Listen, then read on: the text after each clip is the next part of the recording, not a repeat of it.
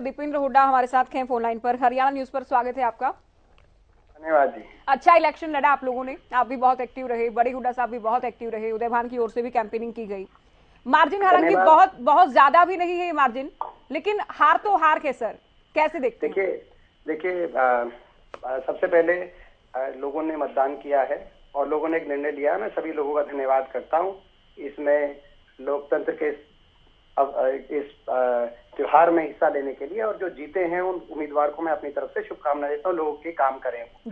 मगर मैं साथ में जिन लोगों ने हमारा साथ दिया है, मैं बहुत बहुत धन्यवाद करना चाहता हूँ। अच्छा, क्योंकि ऐसी परिस्थिति थी कि कांग्रेस आखिरी बार बिना भजनलाल परिवार के यहाँ से चुनाव जब लड़े थे हम 2014 में, तब उस समय कांग्रेस की मात्र 10,000 वोट आए थे और कुलदीप जी पिछली बार लड़े कांग्रेस से तो 30,000 वोट से जीते थे कांग्रेस से, जबकि हमारी सरकार नहीं बन रही थी, हम विपक्ष में आए। आज भाजपा की सरकार है, ये उपचुनाव है और बीजेपी जेजेपी का गठबंधन भी है, उसके बावजूद उनका मार्जिन उससे आधा हो गया, 30,000 से आधा हो गया। और मैं एक और बात आपको कहूँ, पिछले 2019 के लोकसभा चुनाव में हिसार से 3 उम्मीदवार मैदान में थे, एक दुष्यंत चौटाला जी, एक कुलदीप बिश्नोई जी और एक चौधरी विजेंद्र सिंह जी। तीनों आज हमारे खिलाफ वहां पे इस चुनाव में एकजुटता से एक स्टेज पे थे। जब हमारा चुनाव डिक्लेयर हुआ उस समय आकलन किया जा रहा था कि 1 लाख पार।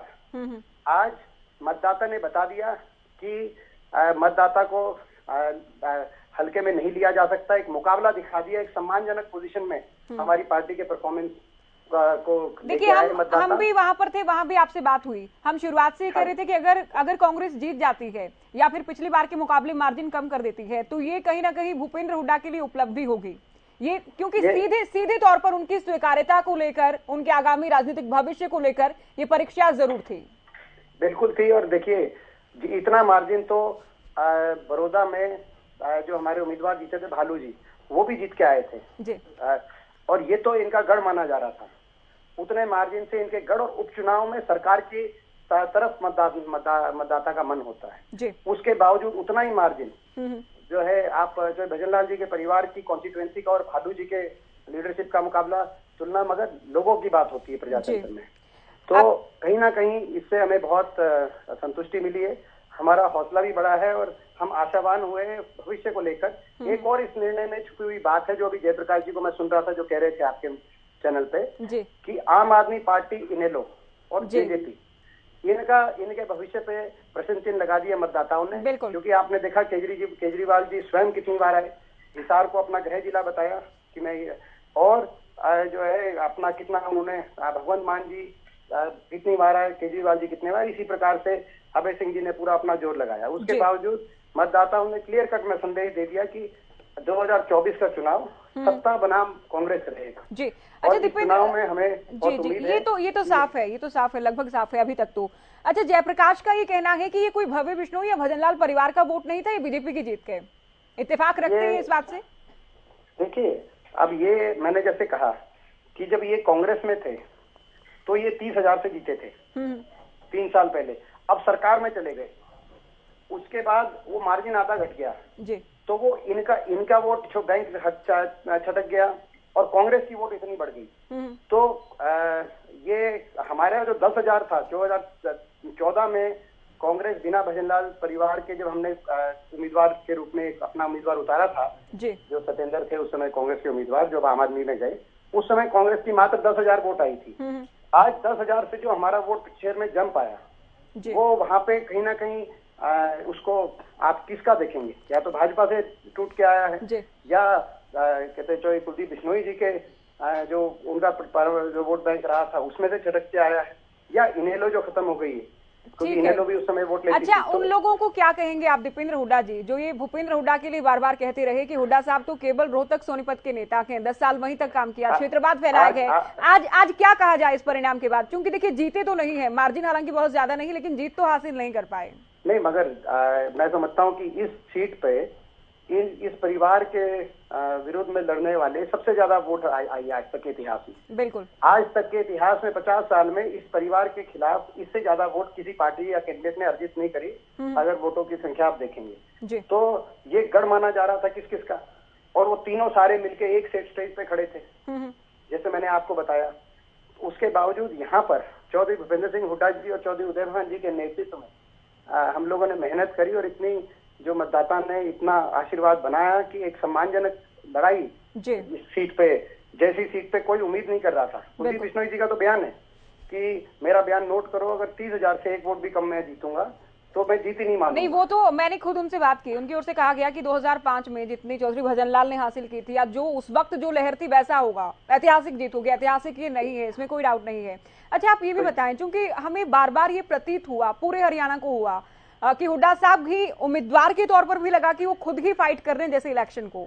हरियाणा कांग्रेस के पास इतने बड़े बड़े नेता थे लेकिन कैंपेनिंग में नहीं आए, तो आप लोग कहीं ना कहीं थोड़ा नुकसान तो इस बात को लेकर भी झेलते हैं। सभी सारी कांग्रेस एकजुट है, सारा कांग्रेस का कार्यकर्ता वहां पे लगा था, सारी कांग्रेस कार्यकर्ताओं ने एकजुटता से चुनाव लड़ा, तभी इतना बड़ा लोगों ने आशीर्वाद, इतनी अच्छा सम्मानजनक स्थिति में हमें लाने का काम किया। जिस सीट पे जो कांग्रेस की जब अलग से हम लड़े थे तो 10,000 वोट आई थी। अच्छा, थोड़ी निराशा तो होगी कि विधायक की संख्या एक कम हो गई है, एक विधायक कम हो गए आपके। देखिए, संभावना बढ़ जाती है। जो हम तो आज इस नतीजे से आशावान हुए हैं भविष्य को लेकर। जैसे मैंने शुरुआत करी थी, नतीजा आया है, हम इस नतीजे पे जो जीते प्रत्याशी आज विधायक बने हैं उनको अपनी तरफ से शुभकामनाएं देते हुए लोगों की आशाओं पे पूरा उतरने का प्रयास करें। अंतिम प्रश्न आपसे, जिन लोगों ने हमारा साथ दिया, हम एक एक मतदाता का कोटि कोटि धन्यवाद करते हैं। हमें विश्वास व्यक्त किया और आज एक निर्णय कर दिया कि हरियाणा में 2024 की जो लड़ाई होगी वो उस लड़ाई में कांग्रेस के लिए बड़ी आशा जगाने का काम आज आदमपुर के मतदाता ने किया। अगर आदमपुर की सीट पे इनका मार्जिन इतना कम है तो अगर हर सीट पे इतना मार्जिन कम हो जाए तो आप समझ सकते हैं कि 2024 का परिणाम किस ओर मतदाता ने इशारा किया। अच्छा, आप गठबंधन पर इसका क्या असर देखते हैं? क्योंकि आपने कहा कि पिछली बार जो 3 अलग अलग लड़े थे वो 7 के, तो एक तो विधायक ज्यादा हो गया है। अब कहीं ना कहीं क्लेम इस बात को लेकर भी उनका गणित कम हो गया। आप देखिए, तीनों विजेंद्र सिंह जो विधायक, जो सांसद हैं यहाँ से, विजेंद्र सिंह जी जो सांसद में, बाकी दोनों ने चुनाव लड़ा था, कुलदीप बिश्नोई और दुष्यंत चौटाला, तीनों एक स्टेज पे एक साथ थे और लोग कह रहे थे 1 लाख पार, क्योंकि तीनों ही हमारा ऐसा लगता था कि कांग्रेस के पास कुछ है ही नहीं। और यही सोच के आम आदमी भी आई थी कि शायद जो है, लेकिन लोगों ने, हरियाणा के लोगों ने और आदमपुर के लोगों ने इस चुनाव में देखा और सारी बातें, मैं समझता हूँ ये भी, इस बात से भी इनकार नहीं किया जा सकता कि ये क्षेत्र इनका रहा है। मुझे आप ये समझाएं सर कि भूपेंद्र हुड्डा साहब या बड़े हुड्डा साहब के राजनीतिक भविष्य पर कितना असर होगा? क्योंकि हम बार बार हम ये कह रहे थे कि अगर वो जीत जाते हैं तो उनको कंप्लीट फ्री हैंड मिल पाएगा आगामी चुनाव में, कांग्रेस पार्टी में उनका कद ज्यादा बढ़ेगा। देखिए, कांग्रेस पार्टी में हुड्डा साहब का एक अपनी साख है, अपना कद है पूरे प्रदेश में। आज हुड्डा साहब, मैं समझता हूँ कि चौधरी भूपेंद्र सिंह हुड्डा जी आज पूरे प्रदेश में आज सबसे लोकप्रिय जो नेता हैं और उनकी अपनी एक प्रदेश के अंदर आज प्रदेश की राजनीति में एक अपनी पहचान और अपनी जगह है। और इस चुनाव से हमें और मजबूती मिलेगी, हुड्डा साहब को भी और मजबूती मिलेगी और कांग्रेस पार्टी को भी। क्या कास्टिज्म चला के, यहाँ पर जातिवाद चला के? देखिए, ये सबसे बड़ी बात मैं आपको कहना चाहूंगा। आप जितने भी एससी बूथ हैं उनके नतीजे को उठा के देखिए, लगभग एससी बूथों पे हमारा रुझान, हम लगभग एससी बूथों पे हम जीत के निकले और हमें छत्तीस बिरादरी का साथ वहाँ पे मिला है। इस बात के लिए मैं छत्तीस बिरादरी का धन्यवाद जी। तो आगामी 2024 के चुनाव पर अंतिम सवाल मैं आपसे पूछूंगी, क्या असर आप देख रहे हैं? क्योंकि अगर जीत हासिल कर लेते तो एक दिशा मिल जाती है। जो मार्जिन रहा है, अगर उपचुनाव में सरकार की पूरी शक्ति लगाने के बाद और सरकार बनी बनाई सरकार, अगर 15,000 का मार्जिन है तो यानी कि 7,000 लोग अगर अपना मन बदल दे उपचुनाव में, उपचुनाव से लेकर जनरल चुनाव तक, तो ये सीट ही खतरे में। तो ये तो गढ़ है। बाकी सीटों पे, जहाँ पे इस सीट पे तो आप समझ सकते हैं इनकी खुद की परंपरागत सीट रही थी और बड़े बिश्नोई बहुल्य क्षेत्र है।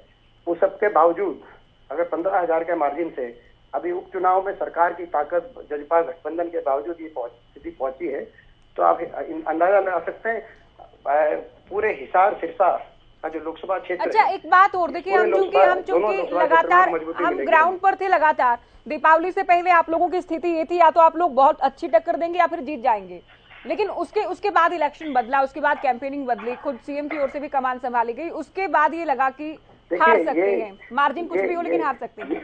ये चुनाव में बातें चलती हैं, जब भी कभी मुकाबला होता है, शुरुआत में कोई ये नहीं कह रहा था कि मुकाबले में आएंगे, फिर जब लोगों को लगा कि हम लोगों ने जब मेहनत करी और चुनाव हमारा बनने लगा, तो कई लोग आशावान हो गए कि शायद इसी बार बड़ा उलटफेर हो जाएगा, इसी स्पीड से चुनाव चलता रहे तो।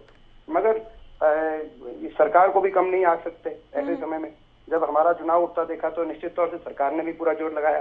तो ये चुनाव की साधारण बातें हैं, मगर कुल मिलाकर जो नतीजा रहा उस नतीजे से लेकिन जैसे जो गांव थे दीपेंद्र हुड्डा जी, जिनसे बहुत ज्यादा उम्मीदें थी, लाइक बालसमंद की आप बात कर लें, आखिरी राउंड में हमें लगा था कि हो सकता है कि हार जीत तो नहीं बदलेगी लेकिन मार्जिन का डिफरेंस काफी चेंज हो सकता है, लेकिन वहां से बहुत ज्यादा कुछ नहीं मिला। क्या ये कोरडाराम के चलते या आम आदमी पार्टी के उम्मीदवार के चलते भी हुआ? क्योंकि कोरडाराम तो खुद बालसमंद से ही आते हैं। नहीं, बालसमंद से अच्छा नतीजा ही रहा है। कुल वो जो फाइनल काउंट, टैली काउंट है बालसमंद की, जो अभी क्योंकि फाइनल राउंड की काउंट होके उन्होंने ऐड करके फाइनल लिस्ट अभी जारी नहीं करी जी। तो मुझे उम्मीद है बालसमंद से अच्छा ही रिजल्ट रहा है। किसी गांव के कैंडिडेट रहते हैं, उसका थोड़ा बहुत प्रभाव तो रहता है, बिल्कुल, इसमें तो कोई मैं इस बात से नहीं करूंगा, लेकिन कुल मिला के अच्छा रहा। चलिए सर, शुक्रिया। अच्छा इलेक्शन आप लोगों ने लड़ा और पिछली बार के मुकाबले मार्जिन भी कम किया, जिसे आप बड़ी उम्मीद से देख रहे हैं कि आने वाले 2024 के चुनाव पर इसका सीधा और बहुत बड़ा असर होगा। अब मुकाबला केवल बीजेपी और कांग्रेस में ही आगामी चुनाव में रहने वाला है। बहुत शुक्रिया, आपने हरियाणा न्यूज को वक्त दिया। तो कांग्रेस के राज्यसभा सांसद दीपेंद्र हुड्डा को आपने सुना, कई बड़ी बातें इनकी ओर से कह दी गई है। पहली बात तो ये कि जो फैक्चुअल भी है, इसमें कोई दोहराई गई ही नहीं कि मार्जिन कम हो गया है। इनका कहना है वो भी तब कम हो गया कि जबकि सरकार के साथ चले गए। तो शुरुआत